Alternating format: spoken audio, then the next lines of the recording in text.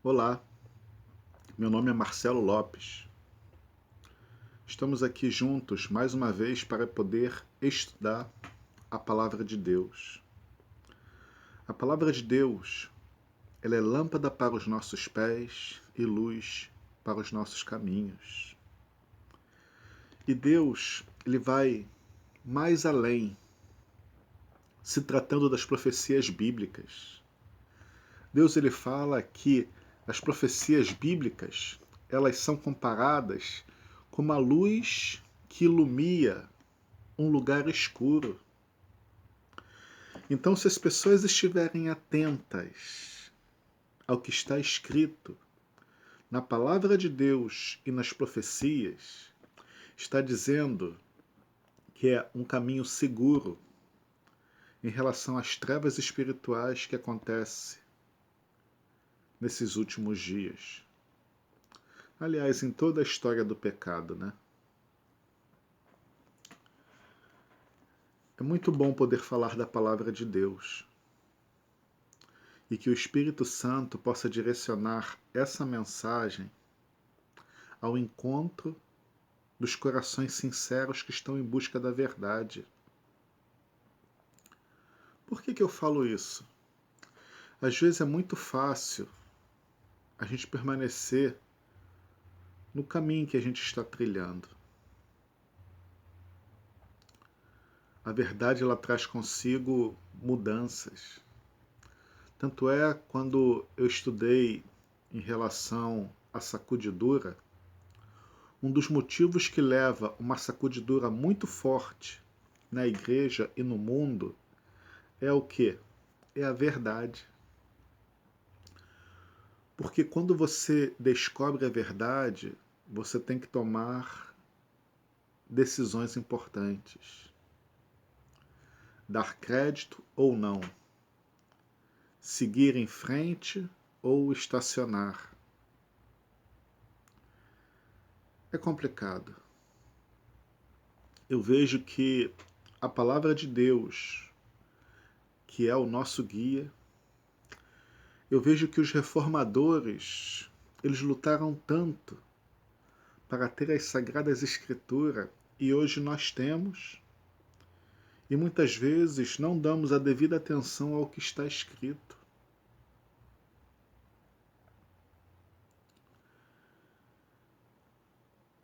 É muito complicado.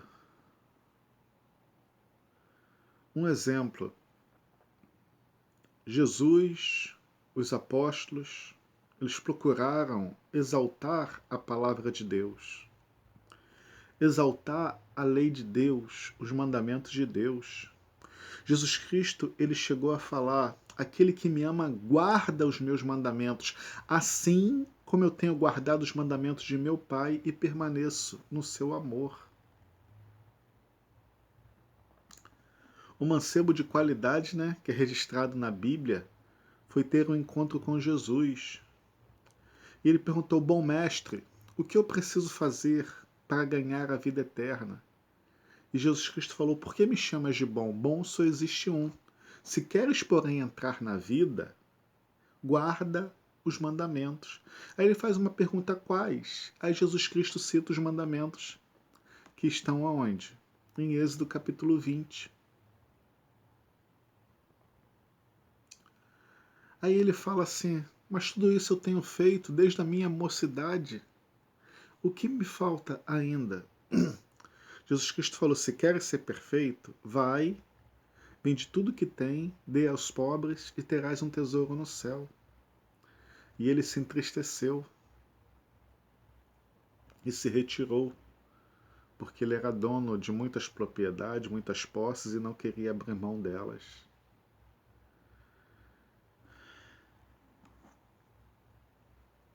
Uma coisa que eu queria deixar bem claro para vocês é o seguinte: na época dos apóstolos, estava havendo uma discussão muito calorada em relação à circuncisão. Se as pessoas deveriam se circuncidar ou se não se deveriam se circuncidar. Muitos dos debates teológicos envolvendo a lei eram em relação a isso. É por isso que quando nós estudamos a palavra de Deus, nós temos que ver o contexto.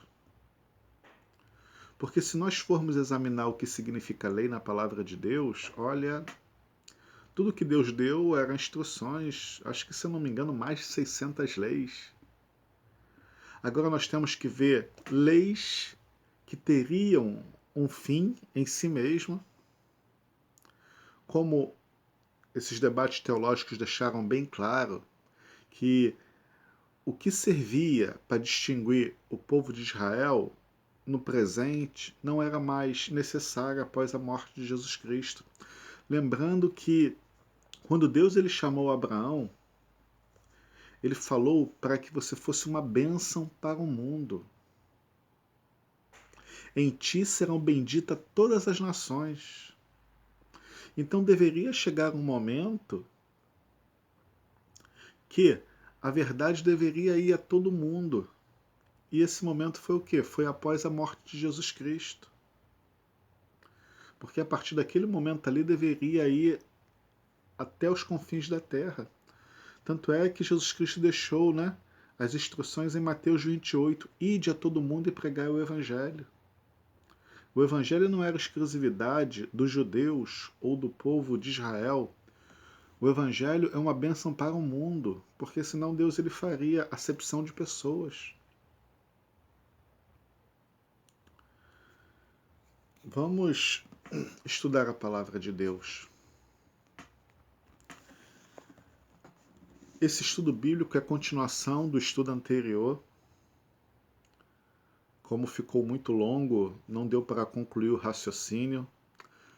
Como em Apocalipse 14, vem contando sobre a tríplice mensagem angélica, o porquê que essa mensagem é repetida em Apocalipse 18. Na história da Igreja Adventista, através dos seus registros e através de tudo que foi deixado, vem falando claramente que a primeira e a segunda mensagem foram pregadas nos dias dos remanescentes, no dia dos pioneiros da Igreja Adventista.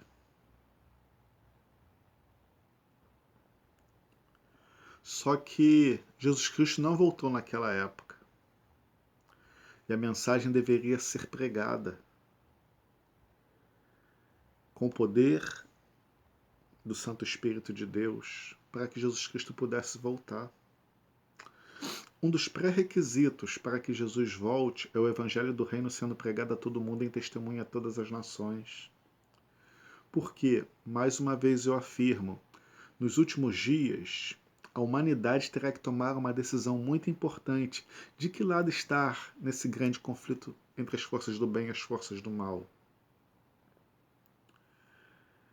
Uma coisa que eu queria deixar bem claro para vocês é o seguinte: o resumo da tríplice mensagem angélica. Fala assim: vi um anjo voando pelo meio dos céus tendo um evangelho eterno. Então, o evangelho eterno, ele foi restaurado e no tempo do fim ele iria ser pregado a todo mundo. Com a pregação do evangelho eterno, o que acontece?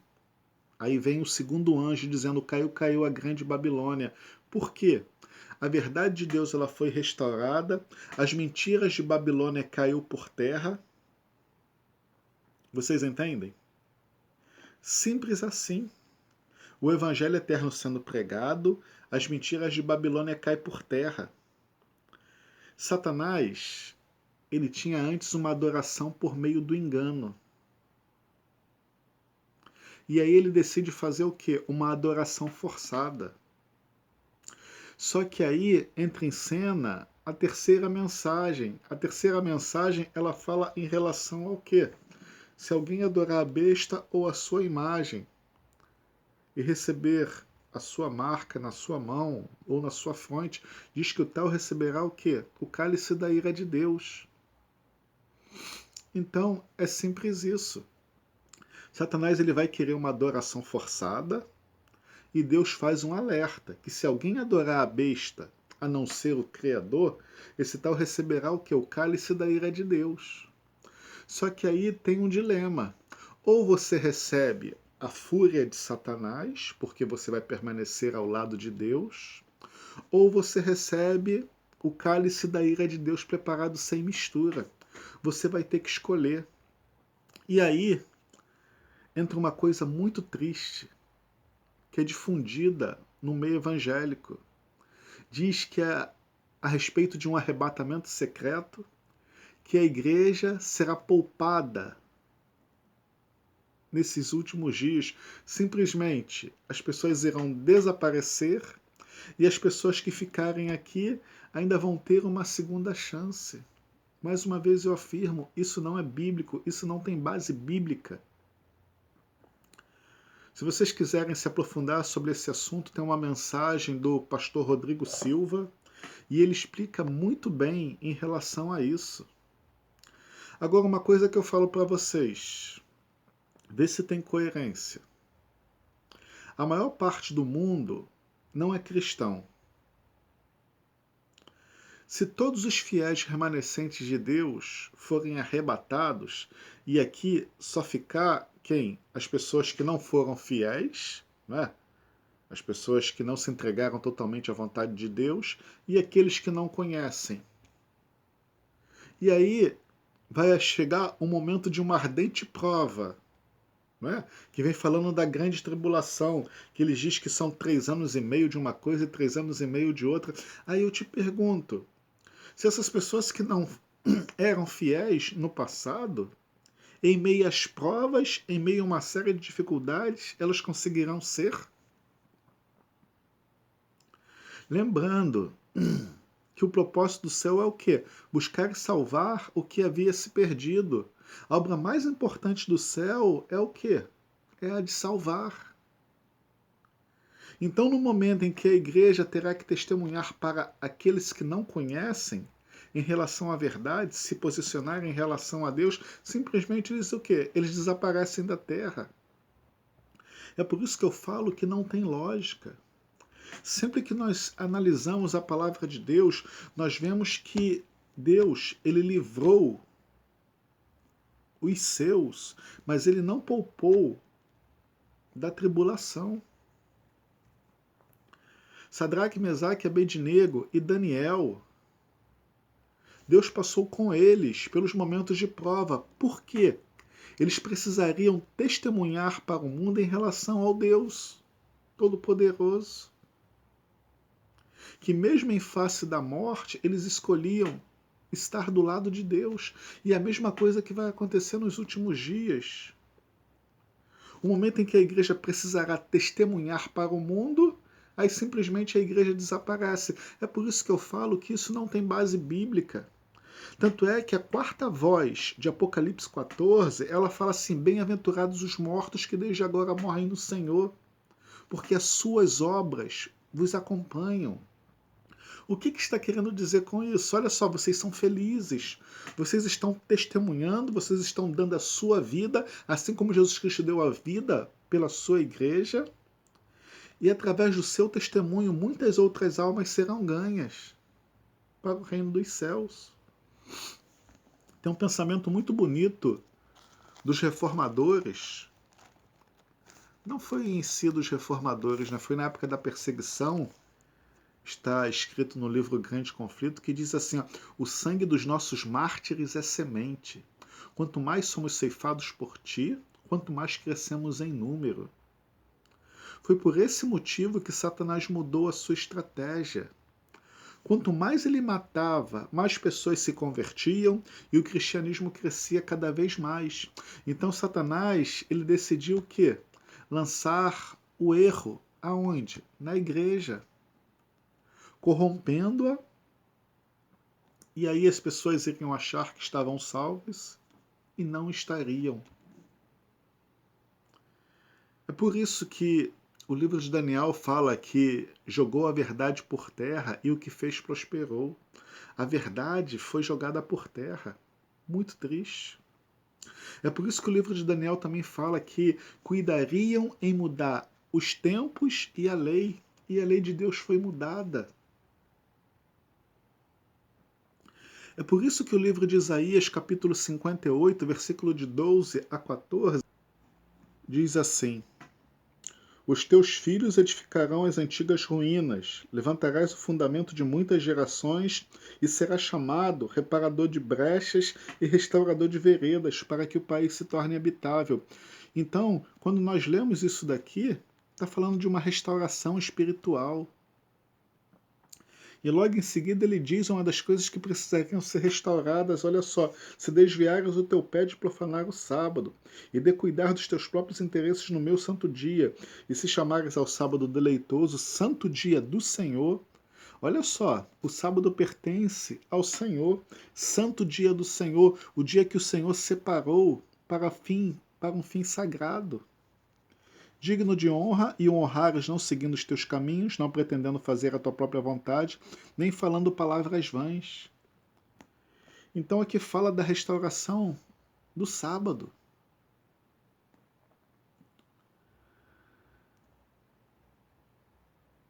É a palavra de Deus que está dizendo. Os teus filhos, quem são os teus filhos? Os teus descendentes. Por quê? Seria algo que iria acontecer no futuro. Que Deus possa nos abençoar. E que a palavra de Deus possa ser exaltada. É uma verdade que traz um conflito. É uma verdade que traz uma polêmica. Obedecer ou não o que a palavra de Deus diz, eis a questão. Que o Espírito Santo possa nos orientar. Vamos falar com Deus. Santo Deus, amado Criador, louvado e engrandecido seja o teu nome. Obrigado, Pai querido, porque nesse momento a tua palavra é aberta e que ela possa trazer luz à nossa mente e que o teu Santo Espírito possa nos influenciar. Dai-nos a tua bênção, Senhor. Fale o que o Senhor deseja aos nossos corações. Que esse estudo possa ser proveitoso para a honra e glória do teu santo nome. É o que eu te peço em nome de Jesus. Amém. Esse estudo é a continuação do estudo anterior. Como eu falei para vocês, em relação à igreja remanescente, o porquê que a tríplice mensagem angélica de Apocalipse 14, ela se repete em Apocalipse 18. Antes de começar o estudo, eu gostaria de reformular em relação à profetisa que Deus levantou na igreja remanescente. Através dos estudos anteriores, eu queria demonstrar para vocês que essa profetisa está o quê? Ela está descrita na Bíblia. Não é coisa da igreja, não é coisa da cabeça da igreja adventista, mas é uma coisa que Deus providenciou para a sua igreja, para dar uma direção, para informar sobre coisas que iriam acontecer. Lembrando, a igreja fugiu para o deserto. Durante 1260 anos, um poder religioso, ele fez o que bem entendeu. E quando saísse desse período, né, de escuridão espiritual, seria fácil assim restaurar as verdades? Não. Nós vemos que muitas coisas desse período das trevas, elas estão até hoje em nossos dias. A compreensão do inferno eterno, a compreensão de que quem morre vai para o céu ou vai para o inferno. Tem uma outra que ainda ou vai para o purgatório. Quer dizer, são práticas totalmente erradas. Olha só, uma outra compreensão é de que santos, né, segundo a Igreja Católica, estariam a interceder por nós. Vocês imaginem, olha só, no mundo, centenas de pessoas orando aos santos. Se ele está aqui no Brasil, em vários lugares, né? Se ele está na Europa, nos Estados Unidos, e as pessoas estão clamando a ele, se ele pode ouvir as pessoas aqui, as pessoas acolá, Será que eles não estão tendo um dos atributos que é exclusivo a Deus, a onipresença? Estar presente em todos os lugares ao mesmo tempo? Não tem lógica, não tem coerência isso. Deus é o único que pode estar presente em todos os lugares ao mesmo tempo. É por isso que quando Jesus Cristo ele esteve aqui na Terra, ele falou, ó, eu preciso ir, porque se eu não for, o Consolador não virá. E quando o Espírito Santo viesse, ele é Deus, ele poderia estar presente aonde? Em todos os lugares ao mesmo tempo. Entendeu? Então essas verdades precisariam ser restauradas. E quando a igreja ela saiu do deserto, ela precisava o quê? Restaurar a verdade. É por isso que fala de um evangelho eterno sendo pregado no tempo do fim. Isso é muito importante. Agora vamos voltar. Eu quero fazer um breve resumo aqui desse dom profético dado a Ellen White, porque eu vou citar agora alguns textos do Espírito de Profecia para comprovar que nos seus dias foram pregados a primeira e a segunda mensagem angélica.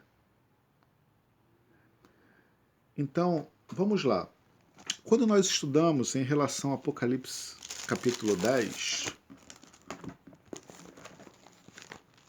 é importante ressaltar algumas coisas. Em primeiro lugar, aqui vem falando aproximadamente o período que estaria acontecendo essas coisas. Por quê?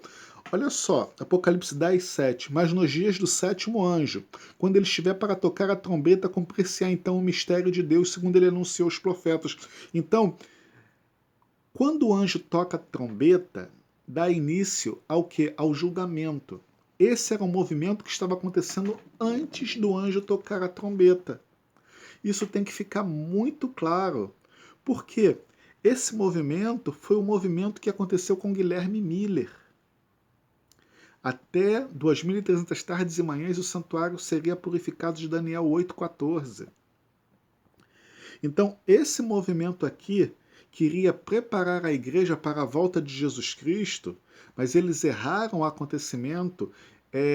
Jesus Cristo estava passando do lugar santo para o lugar santíssimo, dando início ao julgamento de Deus, que também deveria haver um preparo. De repente foi por isso que Deus ele deixou com que isso se acontecesse. Porque olha só, a igreja de Deus estava se preparando para que Jesus voltasse. O povo de Israel, no 10º dia do 7º mês, quando o sumo sacerdote entrava em ação para purificar o santuário terrestre, o povo também ele não ficava em atitude reverente? Não era um feriado nacional? Muitos faziam jejuns, muitos ficavam em espírito de oração porque Deus estava visitando o seu povo.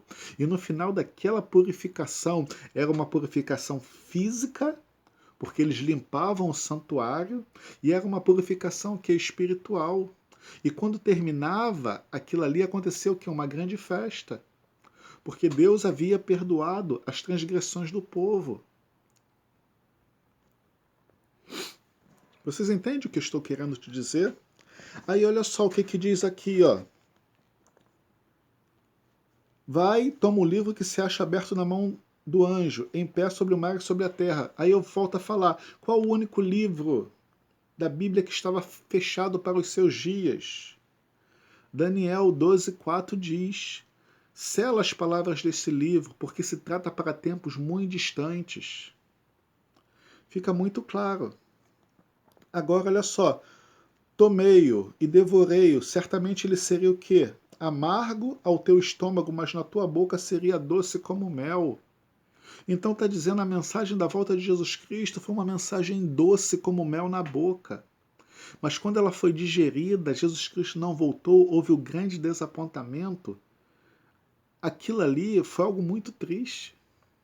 Foi por isso que a mensagem perdeu força. Foi por isso que a queda de Babilônia não foi completa. Por quê? Por causa do desapontamento. Eu não quero me atentar sobre isso porque eu já falei nos estudos anteriores, mas vem falando aqui, ó, olha só, o versículo 7. Então me disseram, é necessário que ainda profetizes a respeito de muitos povos, nações, línguas e reis.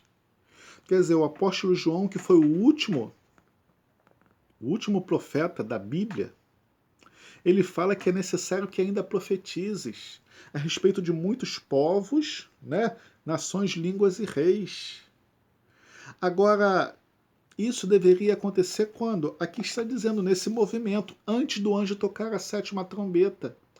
Quando nós vamos em Apocalipse capítulo 11, que fala sobre a sétima trombeta, nós vemos que fala do início do julgamento. Então, o momento que essas profecias deveriam acontecer é a partir desse momento da sétima trombeta. Agora, tem certeza que está falando do santuário? Está falando desse momento? Sim, olha só, Apocalipse 11. Foi-me dado um caniço semelhante a uma vara, e também me foi-me dito, dispõe-te, mede o santuário de Deus, o seu altar, e os que nele adoram. Mas deixa de parte o átrio exterior do santuário e não o meças, porque foi dado aos gentios. Vocês entendem? Isso está falando sobre o mesmo assunto. Parece que Deus ele quer confirmar, olha só, eu estou falando realmente sobre isso para que não fique nenhuma sombra de dúvidas. Agora, uma outra coisa muito importante que vem falando sobre a missão da igreja adventista, né? Olha só, que fala a mulher e o dragão. A mulher é a igreja de Deus, o dragão é quem? É Satanás. Apocalipse 12, 17. Irou-se o dragão contra a mulher e foi pelejar com os restantes da sua descendência, os que guardam os mandamentos de Deus. Olha só, Satanás foi fazer guerra contra quem guarda os mandamentos de Deus. E tem o testemunho de Jesus. Esse testemunho de Jesus é a única característica exclusiva da igreja adventista, para que não ficasse a menor sombra de dúvida de quem era a igreja remanescente dos últimos dias. Por quê? No mundo tem outras igrejas que guardam o sábado. Tem os batistas do sétimo dia e tem a Assembleia de Deus do sétimo dia. Eu não sei se existem outras denominações que guardam o sábado, mas essas duas eu sei que existem. Aí ele fala, os que guardam os mandamentos de Deus e tem o quê? O testemunho de Jesus. O testemunho de Jesus, ele diz em Apocalipse 19, versículo 10, olha só, prostrei-me ante os seus pés para adorá-lo. Ele, porém, me disse, vê, não faças isso, sou conservo teu e dos teus irmãos, que mantêm o testemunho de Jesus. Adora a Deus, olha só, adora a Deus. Contexto de adoração. Pois o testemunho de Jesus é o espírito de profecia. O espírito de profecia foi o dom dado à igreja remanescente. Por que haveria necessidade se a Bíblia já havia sido completa? Por causa desse longo período de trevas espirituais. Até hoje, as verdades ainda permanecem o quê? Por serem descobertas. Mas Deus faz um apelo: as minhas ovelhas ouvem a minha voz. E nos últimos dias, o que vem falando para ela? Retirai-vos dela, povo meu, para não ser de cúmplice dos seus flagelos. Porque se vocês adorarem a besta ou a sua imagem, vocês vão receber o quê? O cálice da ira de Deus preparado sem mistura. O porquê que eu estou falando isso daqui? Antes, deixa eu só falar sobre mais um texto. Vem falando aqui do Evangelho Eterno, Apocalipse 14. Né? Olha só o que diz Apocalipse 14, versículo 12. Aqui está a perseverança dos santos, os que guardam os mandamentos de Deus e a fé em Jesus. Quer dizer, na missão do Evangelho Eterno, vem falando, ó, aqui está a perseverança dos santos, que guardam os mandamentos de Deus e a fé em Jesus. Por quê? Deus ele sabia que eles precisariam perseverar em busca da verdade. Porque não seria fácil ir contra praticamente quase todo mundo evangélico, que fala que nós estamos na graça e que a lei de Deus não está mais em vigor. Mas o apóstolo Paulo, ele fala no livro de Romanos algumas coisas muito importantes. Olha só, vamos deixar a palavra de Deus falar?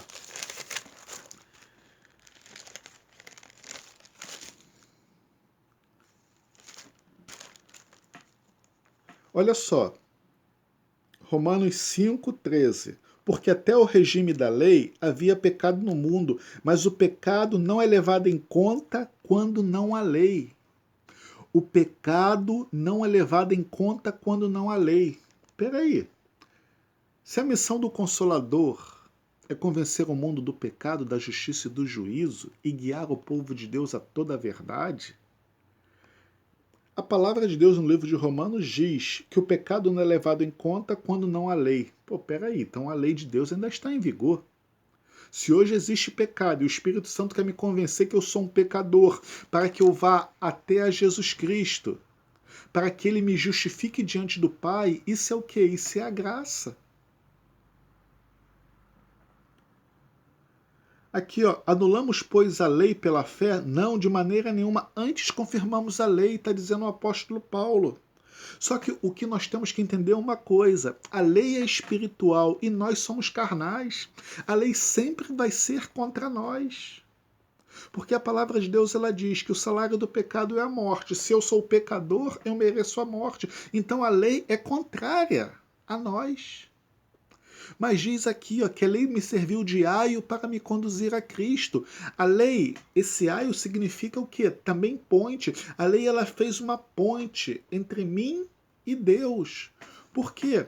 A lei me mostra a minha real situação de que eu preciso de um Salvador e aí eu tenho que ir a Jesus. É muito simples. Olha só um outro versículo, Romanos 4,15. Porque a lei suscita a ira, mas aonde não há lei, também não há transgressão, confirmando o que diz Romanos 5,13. Aonde não há lei, também não há transgressão.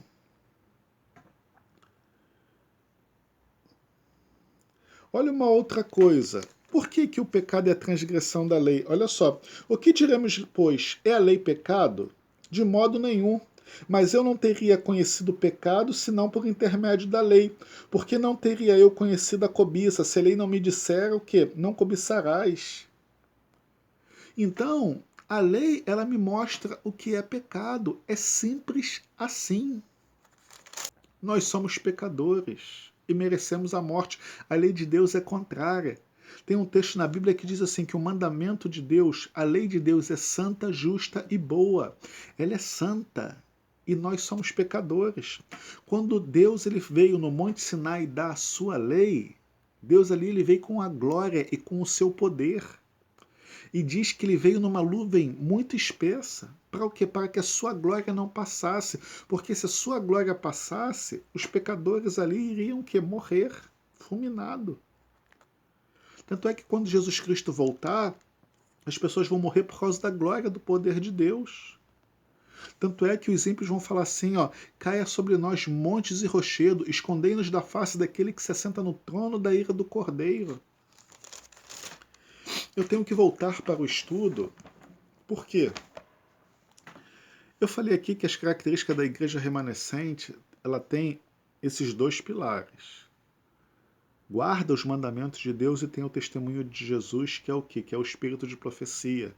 Eu estou falando isso tudo aqui porque agora eu vou ler o quê? Alguns textos do espírito de profecia para que vocês possam ter certeza de que além da Bíblia, Deus ele inspirou uma profetisa e ela deveria profetizar em relação a muitos povos, tribos e línguas.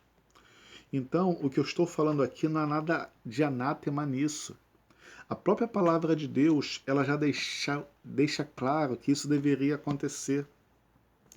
Agora, uma coisa que eu deixo muito claro para vocês, antes de ler os escritos, é que vocês possam ter certeza de que tudo que foi escrito nos livros de Ellen White, nas suas cerca de mais de 100 mil páginas escritas, tudo está em conformidade com a palavra de Deus. E eu sou testemunha disso. Vamos lá.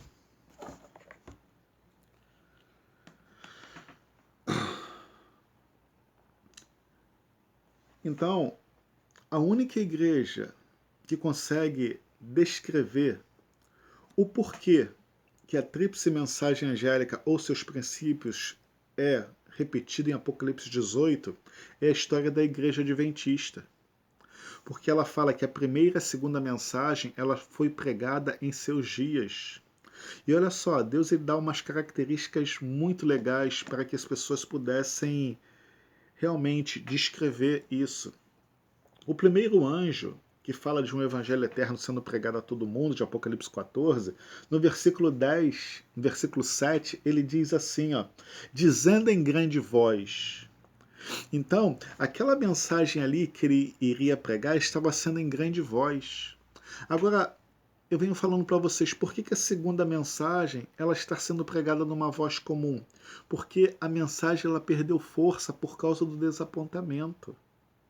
E os textos que eu vou ler fala em relação a isso que aconteceu. Para que a queda de Babilônia fosse completa, ela deveria ser pregada também em grande voz. Mas o desapontamento que aconteceu, o erro que eles cometeram, impediu que a queda de Babilônia fosse o quê? Fosse completa. Mas faltou muito pouco para que a queda de Babilônia fosse completa. Faltou muito pouco, e vocês vão ver aqui em relação aos textos que eu vou ler. Se eles tivessem prosseguido adiante e tivessem descobrido o que havia acontecido e as pessoas tivessem dado crédito que realmente aquilo ali era uma verdade de Deus, Jesus Cristo teria voltado naqueles dias. Tanto é que aquele período passou e vem falando em Apocalipse 18 que a tríplice mensagem angélica ela é o quê? Ela é repetida de novo, porque olha só, depois dessas coisas vi descer do céu outro anjo que tinha grande autoridade, e a terra se iluminou com a sua glória. Mais uma vez eu falo que eu comecei esse estudo, o que ilumina a terra? A palavra de Deus, lâmpada para os meus pés e a tua palavra e luz para os meus caminhos. E eu citei o exemplo aqui, né, das profecias, que é comparada como uma luz que ilumina um lugar escuro. E vem falando aqui sobre a iluminação da terra. O que vai iluminar a terra? A luz da palavra de Deus. E o outro exemplo que eu usei foi Mateus capítulo 4, versículo de 16 a 17. Vem falando que quando Jesus Cristo iniciou o seu ministério, aonde havia trevas, a luz de Deus começou a raiar. Você entende? A segunda mensagem de Apocalipse 18, que fala que caiu a grande Babilônia, só que tem um detalhe aqui em Apocalipse 18 que não tem em Apocalipse capítulo 14. Qual é? Olha só. Então exclamou com potente voz, dizendo: caiu a grande Babilônia. O que vai acontecer nos últimos dias para que agora essa mensagem ela possa ser pregada, olha só, com potente voz? O batismo do Espírito Santo. Será um próximo estudo que eu vou postar aqui para que vocês possam entender o que é o batismo do Espírito Santo. É o mesmo poder que foi dado à igreja na época apostólica, será dado agora no tempo do fim. Deus ele faz uma comparação entre duas chuvas, as chuvas temporãs, que fazia a semente germinar e crescer, e as chuvas seródias, que fazia a semente amadurecer para que pudesse ser o que? Cortada, para que pudesse ser ceifada. E esse corte vai ser o que? A volta de Jesus Cristo. Então, por isso que falo, então exclamou com potente voz. Esse exclamou vai ser a igreja revestida desse poder do Espírito Santo de Deus para que finalize a história de Deus aqui na Terra. Eu vou dizer uma coisa para vocês. Como a palavra de Deus vai entrar em certos países, em certos regimes. Um exemplo, na Coreia do Norte. Um exemplo nos países muçulmanos, né? Hoje, as mulheres que se convertem ao cristianismo, elas são expulsas de casa, elas perdem a guarda dos seus filhos e elas passam a não ter direito nenhum. Como pode a palavra de Deus penetrar nesses lugares? Só através do batismo do Espírito Santo. Só quando a igreja for revestida de poder. Então fala aqui, ó, quando a igreja for revestida de poder, a terra será iluminada. Porque aí as tuas palavras terão poder para penetrar nesses lugares. Porque as pessoas que estão nesses lugares, elas também precisam ser salvas. Elas precisam conhecer a luz da palavra de Deus. Elas precisam ser libertas do pecado, do engano, da ruína. Agora, olha só, o terceiro princípio da mensagem de Apocalipse 14, ela vem dada onde? Em Apocalipse 18. Por quê? A terceira mensagem de Apocalipse 14 é um alerta que Deus faz. Se alguém adorar a besta, vai receber o quê? O cálice da ira de Deus preparado sem mistura. Em Apocalipse 18, 12, fala a mesma coisa. Olha só, ouvi outra voz no céu, dizendo, retirai-vos dela, povo meu. É um convite que Deus faz para as pessoas saírem do erro. Só que com uma atenuante. Jesus Cristo ele fala, as minhas ovelhas ouvem a minha voz. O Espírito Santo fará com que as pessoas aceitem as verdades bíblicas. Diz assim, ó, para não serdes participantes dos seus pecados. Olha só, para não serdes cúmplices em seus pecados e para não ser participante dos seus flagelos, porque os seus pecados se acumularam até o céu, e Deus lembrou-se dos seus atos iníquos que ela praticou. Então, se vocês não quiserem receber o mesmo castigo que as 7 últimas pragas, vocês devem o que? Retirar dela e se posicionar ao lado de Deus. Muito forte, né? Agora vamos falar em relação aos textos da profetisa Ellen White. Olha só o que ela diz. Isso está em Testemunhos Seletos, volume 3, página 288. Em sentido especial, foram os adventistas do sétimo dia postos no mundo como vigias e portadores de luz.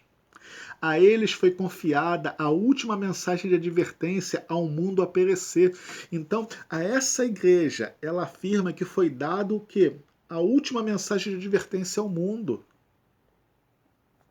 Sobre eles incide maravilhosa luz da palavra de Deus. Tanto é que o que vai iluminar a terra é o que? A palavra de Deus, que ela é lâmpada para os nossos pés.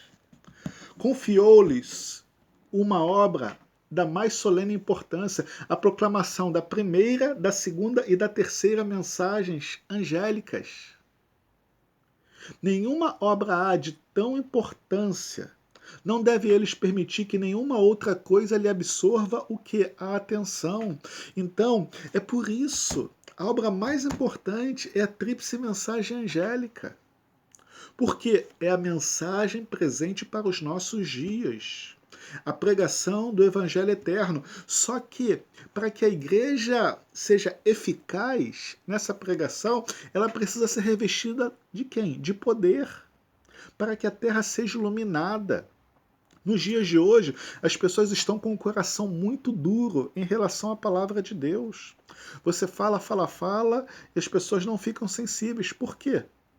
As pessoas estão com o coração endurecido. As pessoas buscam tantas coisas da carne que as coisas espirituais não conseguem penetrar. Só quando vem o quê? Um problema muito sério, quando vem uma morte, quando vem, né, um desemprego, quando vem alguma coisa, é que as pessoas ficam um pouco mais sensíveis.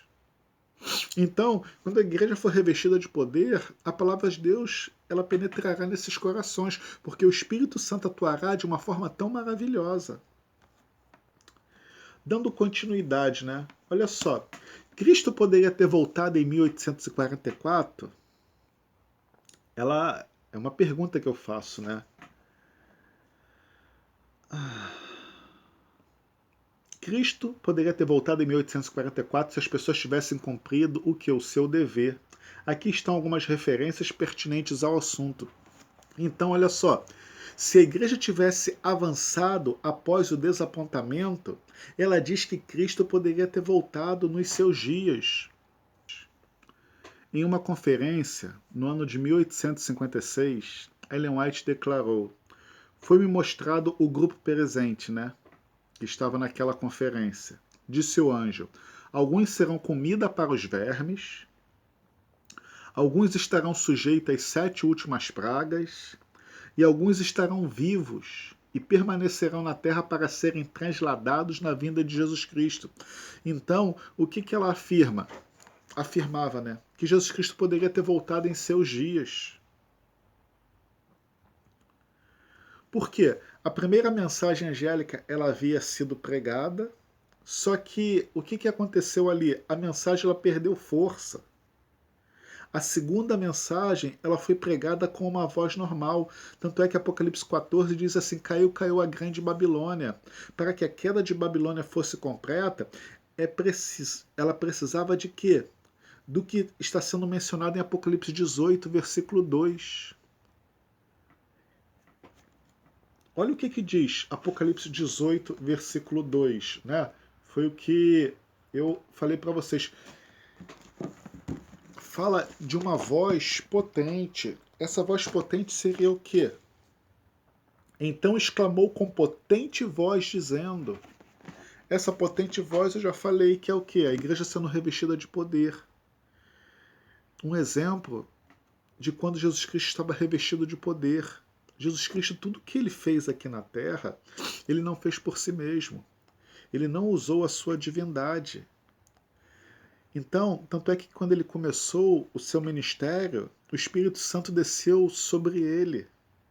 E a palavra de Deus diz que quando ele pregava o que? Com grande autoridade. É a mesma coisa que vai acontecer com a igreja dos últimos dias. O Espírito Santo é que faz esse papel. Vamos lá. Olha só o que ela afirma. Se a igreja tivesse cumprido, se a igreja tivesse prosseguido, olha o que iria acontecer.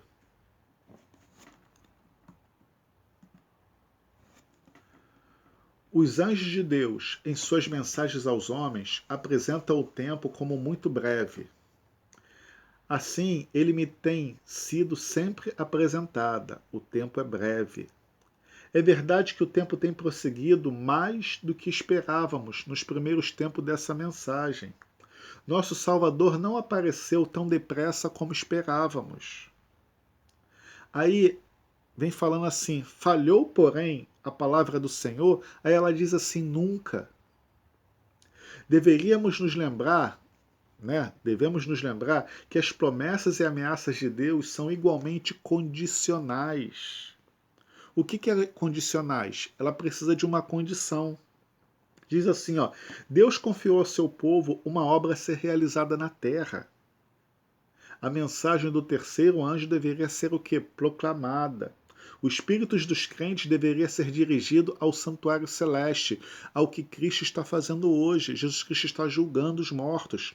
A sétima trombeta fala em relação a isso. Chegou o tempo determinado para serem julgados os mortos. Aonde Cristo entrara para fazer expiação por seu povo. Isso nós vemos o quê? No santuário terrestre, quando o sumo sacerdote entrava para fazer expiação pelos pecados do povo, para purificar o santuário. Ela diz assim, ó, a reforma do sábado deveria ser levada avante. A brecha na lei de Deus precisava ser restaurada. Foi o que eu li aqui, Isaías capítulo 58, versículo de 12 a 14. E proclamada com grande voz, para que todos os habitantes da terra recebessem a advertência. Então, ela vem falando aqui que o que faltou em Apocalipse 14, a mensagem a ser pregada com grande voz, e essa grande voz seria o quê? A igreja ter sido revertida de poder, o poder do Espírito Santo de Deus, vai acontecer agora nos últimos dias. Que é o quê? A chuva seródia. Vocês possam assistir o próximo vídeo que eu vou colocar sobre a chuva seródia. O povo de Deus precisava purificar sua alma pela obediência da verdade. Por que obediência da verdade? Eu falei para vocês, olha só, o Espírito Santo, ele guiaria o povo de Deus a toda a verdade. E quando nós vemos na palavra de Deus o que é a verdade, ela tem 5 colunas. Deus o Pai, Deus o Filho, Deus o Espírito Santo, a palavra de Deus e a lei de Deus. Jeremias 10:10 fala que Deus o Pai é a verdade. João 14:6 fala que Jesus é a verdade. Eu não me lembro agora o texto que fala do Espírito Santo, mas eu sei que ele está em 1 João e eu sei que ele está também em João capítulo 16. O texto que fala que a palavra de Deus é a verdade, diz assim, ó, e conhecereis a verdade vos libertará. O texto que fala que a lei de Deus é a verdade está em Salmos 119, versículo 142, que diz: a tua justiça é justiça eterna e a tua lei é a própria verdade. Então diz aqui, ó, o povo de Deus precisava ser purificado a sua alma pela obediência da verdade e ser preparada para subsistir irrepreensível diante dele e da sua vinda. Olha só o que ela diz. Houvessem os adventistas, depois da grande decepção de 1844, ficado firme na fé e seguido avante, em união, no caminho aberto pela providência de Deus, recebendo a mensagem do terceiro anjo e proclamando-a ao mundo no poder do Espírito Santo, olha só, haveriam visto a salvação de Deus. O Senhor haveria cooperado poderosamente com seus esforços e a obra se haveria completado e Cristo haveria vindo antes disso para receber seu povo, para lhe dar o que? O galardão. Então ela fala o porquê que Apocalipse 14 ela não seguiu adiante. Por quê? Ela deixa muito claro aqui, por causa do desapontamento. Mas se as pessoas tivessem seguido firme, olha só, todos os cálculos estavam certos. O que deu errado? Esse movimento milerita, ele se dividiu em 3 grupos. De repente a grande maioria, nunca mais quiseram saber de Deus. O segundo grupo continuaram a marcar datas para a volta de Jesus Cristo. Também um erro muito grande. E o terceiro grupo são o quê? Algumas pessoas que sobraram daquele movimento, que tinham certeza do que eles haviam depositado a sua confiança e decidiram estudar mais ainda a palavra de Deus para ver o que havia acontecido de errado.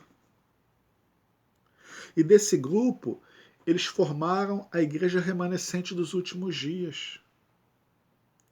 E aí foi vindo verdades sobre as verdades que eles foram o quê? Colocando na palavra de Deus. As verdades bíblicas em relação à alimentação, em relação ao que se pode e o que não se pode se comer. E eles vão mais ainda. Eles pregam que nós devemos voltar ao que? A alimentação original de Deus. Porque se nós estamos nos preparando para ir para o céu, e no céu não haverá morte, você não matará nenhum animal, porque lá a morte não vai entrar. As pessoas que são comilões de carne, né?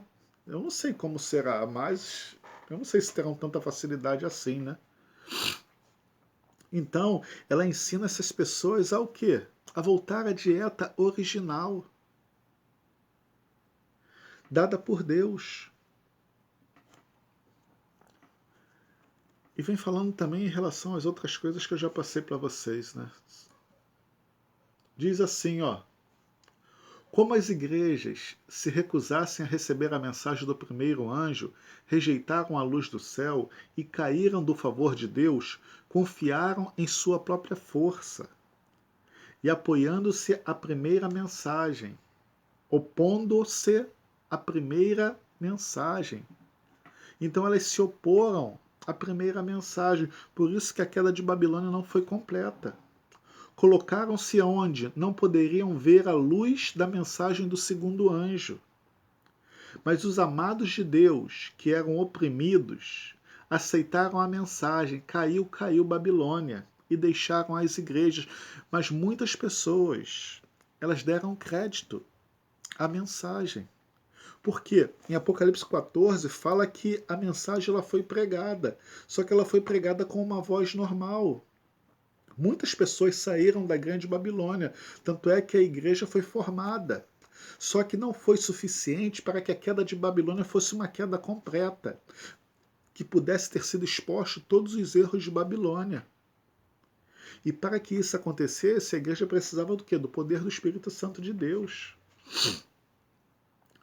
Próximo do final da mensagem do segundo anjo, próximo do final da mensagem do segundo anjo, viu uma grande luz do céu resplandecendo sobre o povo de Deus. Os raios dessa luz pareciam brilhantes como o sol. Ouvi as vozes dos anjos clamando. Aí vem o esposo, sai-lhes ao encontro.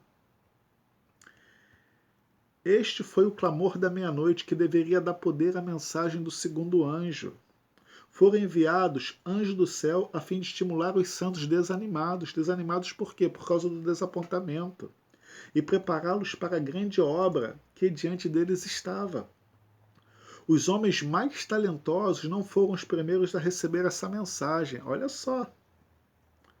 Foi enviado aos humildes dedicados e os constrangeram a levantar o alto clamor. Aí vem o esposo, sai-lhes ao encontro. Os que estavam encarregados desse clamor apressaram-se e no poder do Espírito Santo fizeram soar a mensagem e despertaram seus desanimados irmãos. Olha, essa obra não se mantinha pela sabedoria e erudição de homens, mas pelo poder de Deus, e seus santos que ouviam o clamor não podiam resistir a ele. Os mais espirituais recebiam essa mensagem em primeiro lugar.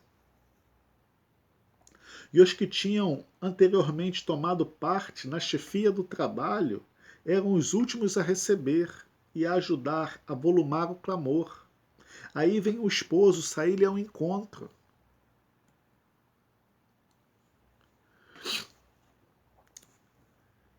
Eu creio, e algumas outras pessoas creem, que esse grito, aí vem o noivo, de Mateus capítulo 25, será o quê? O decreto dominical. Por quê? Se nós falarmos qualquer um dos outros sinais dados por Jesus Cristo, da sua vinda, será que aparecer mais uma pessoa dizendo que é o Cristo, a gente vai ter certeza que Jesus está voltando? Ou será que mais uma guerra, né? Será que as pessoas vão ter mais furacões, mais terremotos, mais inundações, mais tsunamis, né? Mais escândalos espirituais, como o Evangelho da Prosperidade, né? Jesus, quando esteve aqui à Terra, sempre levou as pessoas a olharem para cima. O Evangelho da Prosperidade, que é fazer com que as pessoas olhem para o que é corruptível, né? Os louvores, o que está acontecendo com os louvores, né? Louvores com ritmo de funk, de pagode, de todos os estilos musicais. Olha, é algo muito triste. Então, precisa de mais alguma dessas coisas acontecer para que Jesus volte? Eu acho que não. Agora, o que vai acontecer, que vai abalar as estruturas da igreja? Para mim é o quê? O decreto dominical. A igreja vai ter certeza que Jesus Cristo está voltando. Porque o decreto dominical é o quê? Uma imposição do homem para que seja obedecido o quê? A vontade humana. O decreto dominical é uma lei que vai ser criada para que as pessoas possam guardar o domingo nos mesmos moldes do sábado bíblico e vai obrigar as pessoas a trabalharem no dia de sábado. Só que isso não tem respaldo bíblico. A Bíblia fala o tempo todo do sábado e da sua santificação. No Novo Testamento só tem 8 versículos falando do primeiro dia da semana, que é o domingo. E nenhum deles fala para que você possa adorar e santificar esse dia. Adorar a Deus e santificar esse dia. Então, que isso possa ficar muito claro. Quando sair esse decreto dominical, para mim, a igreja vai ter certeza de que Jesus está voltando. O Espírito Santo está sendo derramado. Olha, as coisas caminham para isso. Deus ele consegue trazer bênçãos de maldição. E uma dessas bênçãos foi o quê? Esse Covid. Bênção no sentido espiritual, não no sentido da doença em si. Por quê? A igreja ela despertou. Tem vários movimentos que estão clamando de dia e de noite pelo batismo do Espírito Santo para revestir a igreja de poder. Tem uma sala 57 onde já tem cerca de 10 a 20 mil pessoas. Eu participo de um grupo da madrugada, onde agora, no dia 6 de junho de 2021, vão estar fazendo um ano que eles se reúnem todas as madrugadas para clamar a Deus pelo batismo do Espírito Santo, para orar e para estudar a Bíblia e o Espírito de profecia. Toda terça-feira tem uma vigília que começa, se eu não me engano, às 2 horas da manhã e vai até por volta das 7. Só que é uma vigília diferente. O orador fala cerca de 15 a 20 minutos e bota as pessoas para orar mais 20 minutos, para que as pessoas possam ter intimidade com Deus, para que as pessoas possam clamar, para que essa promessa do batismo do Espírito Santo possa ser derramada e a obra possa ser concluída. Jesus Cristo pode voltar para levar a sua igreja, porque esse mundo não tem mais nada para oferecer. É isso. Vamos lá, vamos voltar para o estudo e finalizar. O alto clamor. Em toda parte do país foi proporcionada luz acerca da mensagem do segundo anjo. E o clamor amoleceu o coração de milhares. Foi de cidade em cidade, de vila em vila, até que o povo expectante de Deus ficasse completamente desperto. Em muitas igrejas, olha só, não foi permitido dar-se a mensagem. E uma grande multidão que tinha o vívido testemunho deixou essas igrejas decaídas.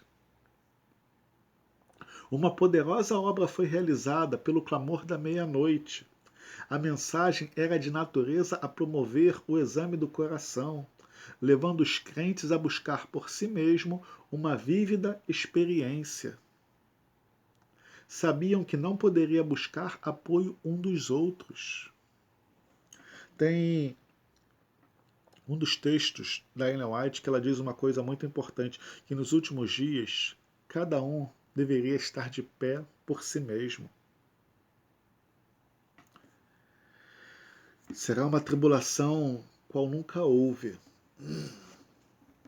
Olha só o que diz aqui, ó. Os santos esperavam ansiosamente pelo seu Senhor, com jejuns, vigílias e oração quase constante. Aí, uma coisa que eu falo para vocês de novo, repetindo. Por que Deus permitiu esse desapontamento? Voltando de novo ao santuário terrestre. Na expiação, quando o sumo sacerdote ele entrava no lugar santíssimo, o que o povo estava fazendo? Era um feriado nacional e o povo deveria estar em espírito de oração. De repente Deus permitiu que isso acontecesse porque, olha só, os santos que esperavam ansiosamente pelo seu Senhor, com jejuns, vigílias e oração quase constante. Será que isso não era para remeter o que acontecia no santuário terrestre no dia da expiação? Será que não foi por causa disso que Deus permitiu que tudo aquilo ali acontecesse, para que as pessoas, tivessem uma compreensão de que Deus estava julgando, de que Deus estava vindo, então as pessoas deveriam se preocupar, deveriam se preparar para aquele momento solene? Para mim tem um pouco, sim, de coerência isso que eu estou falando. Mesmo alguns pecadores olhavam para aquele tempo com terror. Mas a grande maioria manifestou o espírito de Satanás em sua oposição à mensagem. Zombavam e caçoavam, repetindo em toda parte: ninguém sabe o dia nem a hora. Anjos maus, olha só, demônios, com eles insistiam para que endurecessem o coração e rejeitassem todo o raio de luz do céu, a fim de ficar seguros nas ciladas de Satanás. Muitos que professavam estar à espera de Cristo não tinham parte na obra da mensagem. A glória de Deus que havia testemunhado a humildade e a profunda devoção dos expectantes e o peso esmagador das provas faziam-nos ter a profissão de receber a verdade, mas não se haviam convertido. Quer dizer, essas pessoas não haviam se convertido e não estavam preparadas para a vinda de seu Senhor. Um espírito de solene e fervorosa oração era por toda parte sentida pelos santos. Quer dizer, um grupo estavam desse jeito, Olha só, um espírito de solene e fervorosa oração era por toda parte sentida pelos santos. Aqueles que estavam convertidos tinham posicionamento. Aqueles que não estavam tinham um outro posicionamento. Uma santa solenidade repousava sobre eles. Anjos de Deus estavam a observar com o mais profundo interesse o efeito da mensagem.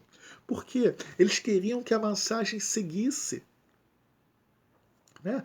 E se seguisse a mensagem, como nós lemos nos textos que nós lemos há pouco, né? Jesus Cristo teria voltado nos dias dela.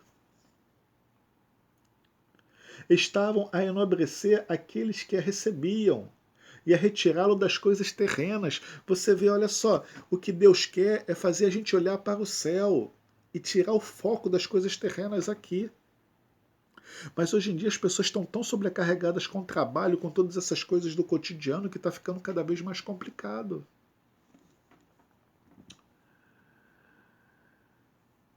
Retirá-lo das coisas terrenas para obterem grande suplemento da fonte da salvação. O povo de Deus era então aceito por ele. Jesus olhava para eles com prazer, pois sua imagem neles se refletia.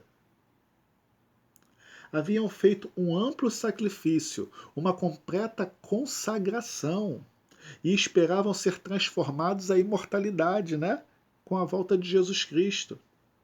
Mas estavam de novo destinados a ser tristemente decepcionados. Mais uma vez eu falo para vocês, olha só, a Bíblia já havia sido escrita por João há quase 1900 anos, 1800 anos. Não havia nenhuma surpresa por parte de Deus.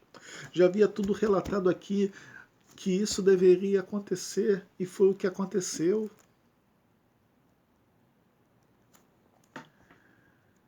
Diz assim, ó, mas estavam de novo destinados a ser tristemente decepcionados. O tempo para o qual eles tinham olhado na expectação de livramento passou-lhes.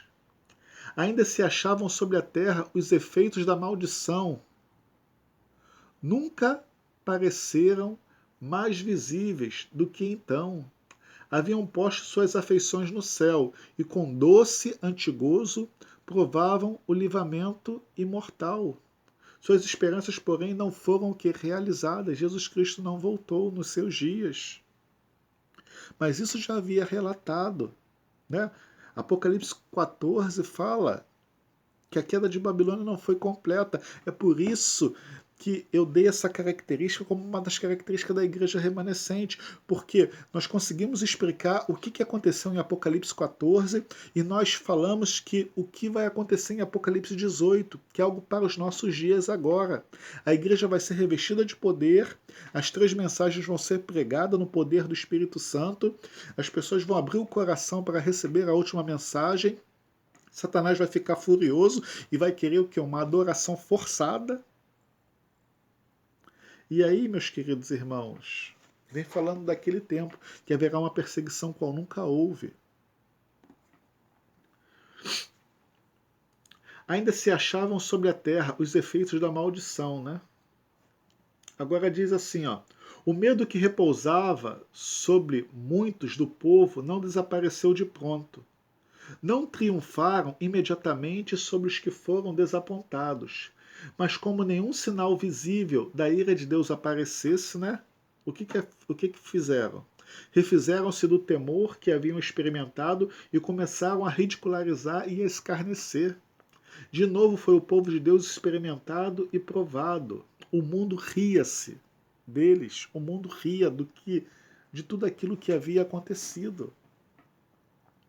Só que aquilo ali era uma providência da parte de Deus, tudo aquilo ali que havia acontecido. Aqui vem falando, né, de Samuel Snow, né? Ele fala que esse período foi o período da tardança, né? De Mateus capítulo 25, que Jesus Cristo não voltou. O período da tardança, né? A igreja saiu ao encontro do noivo, só que vem falando da tardança do noivo. O noivo se atrasou. Por que o noivo se atrasou? Porque a igreja não estava pronta. Se a igreja estivesse pronta, Jesus Cristo teria voltado. Tanto é que a parábola das 10 virgens fala que as 10 virgens, o quê? Elas adormeceram, elas dormiram. E isso aconteceu o quê? Posteriormente a esse momento. É muito forte tudo que foi falado, né? A mensagem do segundo anjo. Vi anjos do céu indo apressadamente de um lado para o outro, descendo à terra e ascendendo de novo ao céu, preparando-se para a realização de algum acontecimento importante. Vi então o anjo poderoso do céu comissionado para descer à terra, a fim de unir sua voz com o terceiro anjo e dar poder e força à sua mensagem. Grande poder e glória foram comunicados aos santos. E descendo ele à terra, foi iluminada com a sua glória. A luz que acompanhava esse anjo penetrou por toda parte. Ao clamar ele poderosamente com grande voz, caiu a grande Babilônia, que se tornou morada de demônios e abrigo de todo espírito imundo e refúgio de toda ave imunda e aborrecível. Então vem falando aqui sobre Apocalipse 18, quando a igreja será revestida de poder. Será pregado com potente voz, uma voz muito maior do que grande voz de Apocalipse 14. Por quê? Naquele momento ali da tríplice mensagem angélica de Apocalipse 14, não foi pregado com poder, porque eles não receberam a chuva seródia.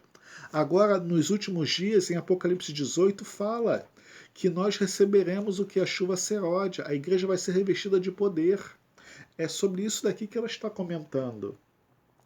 A mensagem da queda de Babilônia, conforme é dada pelo segundo anjo, é repetida com a menção adicional das corrupções que têm entrado nas igrejas desde 1844. As corrupções, né? A obra desse anjo vem, no tempo devido, unir-se à última grande obra da mensagem do terceiro anjo, ao tomar esta o volume em alto clamor. E o povo de Deus assim se prepara para estar em pé na hora da tentação, que em breve deverá enfrentar.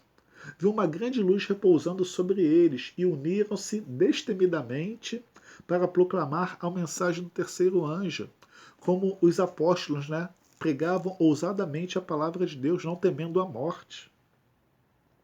Foram enviados anjos para ajudar o poderoso anjo do céu. Olha só, é uma união. Do que? Do divino com o humano. Anjos de Deus foram enviados da parte de Deus.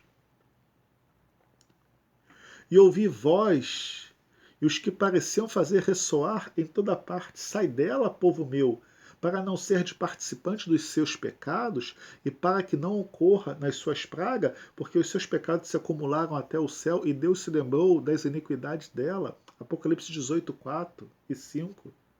Essa mensagem parece ser adicional à terceira mensagem, unindo-se a ela.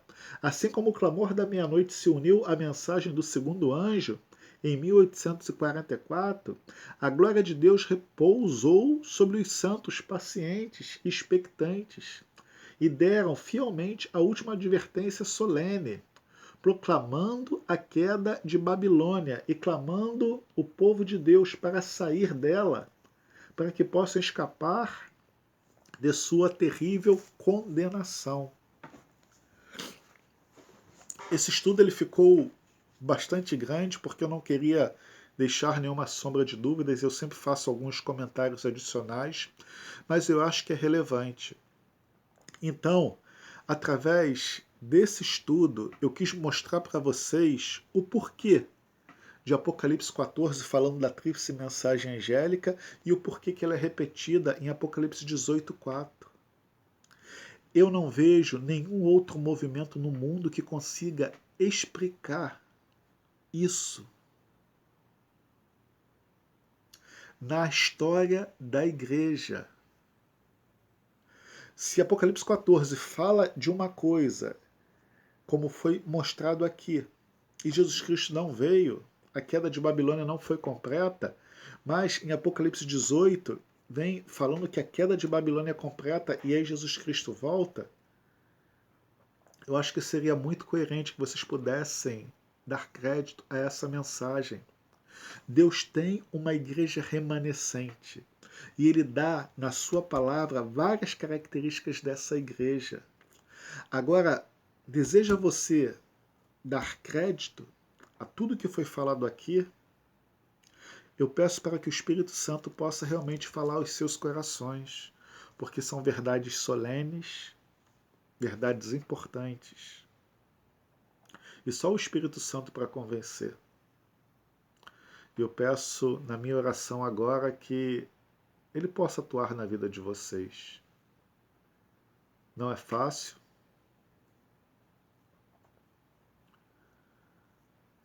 mas as minhas ovelhas ouvem a minha voz, foi o que Jesus Cristo falou.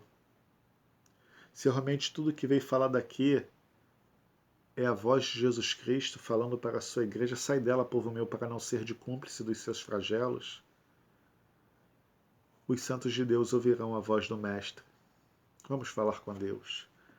Pai Santo, Deus poderoso, te pedimos encarecidamente que o teu Santo Espírito possa fazer, Senhor, uma obra maravilhosa com essa mensagem. Que ela possa trazer luz ao entendimento de muitas pessoas e que decisões possam ser tomadas, Pai querido, em relação a se unir a esse movimento que foi levantado por Ti para pregar o Evangelho eterno. Pai querido, nas minhas limitações, eu fiz o que estava ao meu alcance, tentei dar o meu melhor. Eu te peço, Pai querido, a sua bênção e que o Teu Santo Espírito faça a obra. Perdoe os nossos pecados, sara as nossas enfermidades, dai-nos o prazer da Tua salvação. É o que eu te peço, é o que eu te agradeço em nome de Cristo Jesus, nosso Senhor. Muito obrigado, Senhor, por esses momentos na Tua presença. Em nome de Jesus eu te agradeço. Amém.